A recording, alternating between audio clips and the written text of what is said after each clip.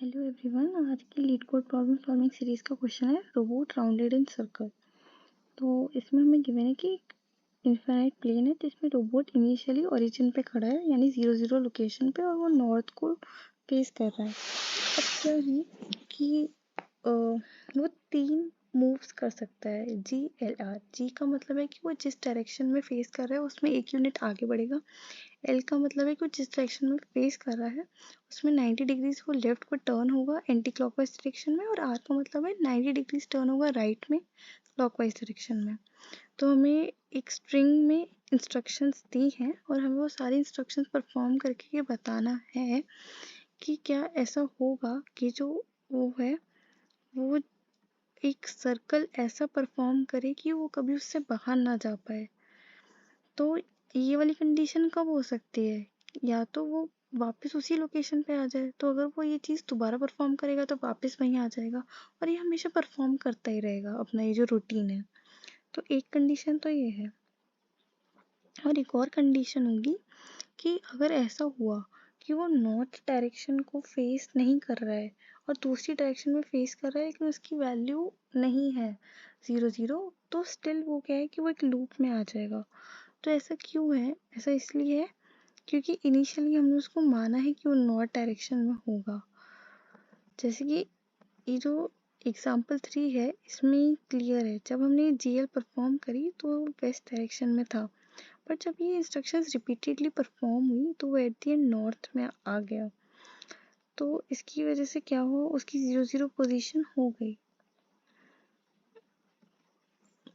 तो इसमें answer 2 return होगा।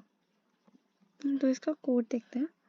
फर्स्ट हमने इनिशियल x और y कोऑर्डिनेट को 0 माना है और इनिशियली जो D है वो डायरेक्शन नोट कर रहा है, तो इनिशियली वो नॉर्थ है। फिर इंस्ट्रक्शंस को ट्रेवर्स कर रहे हैं। अगर इंस्ट्रक्शन G है यानी मूव फॉरवर्ड, तो डायरेक्शन नॉर्थ है तो y प्लस प्लस, साउथ है तो y माइनस माइनस, वेस्ट है तो x माइनस माइनस, ईस्ट है तो x प्लस प्लस। फिर हम देख रहे हैं सेकेंड इंस्ट्रक्शन को, यानी इंस्ट्रक्शन लेफ्ट है यानी एंटी क्लॉकवाइज डायरेक्शन। अगर नॉर्थ है तो डायरेक्शन वेस्ट हो जाएगी, डायरेक्शन साउथ है तो ईस्ट हो जाएगी, डायरेक्शन वेस्ट है तो साउथ हो जाएगी, अगर डायरेक्शन ईस्ट है तो नॉर्थ हो जाएगी।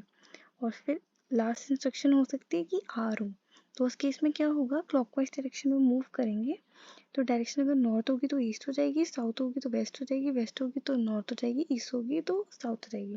तो हमने सारे इंस्ट्रक्शंस को अकाउंट कर लिया और लास्ट में हमारे पास एक्स वाई की वैल्यू होगी। तो हम ट्रू कब रिटर्न करेंगे, या तो वो 0 0 पे आ जाए एक्स और वाई, सिंपल, या फिर हम उस केस में ट्रू रिटर्न करेंगे अगर डायरेक्शन नॉर्थ ना हो, जैसे कि हमने एग्जाम्पल 3 में यहाँ पे देखा है। तो यहाँ पे डायरेक्शन वेस्ट थी लेकिन जो ये थी पोजीशन वो 0 0 नहीं थी, बट स्टिल 2 रिटर्न हुआ क्योंकि डायरेक्शन नॉर्थ नहीं है, तो ऐसा होगा कि वो वापस से लूप में जाएगा, तो इसलिए हम 2 रिटर्न करेंगे वरना फॉल्स। सो ये इसका कोड है, इसे रन करते हैं।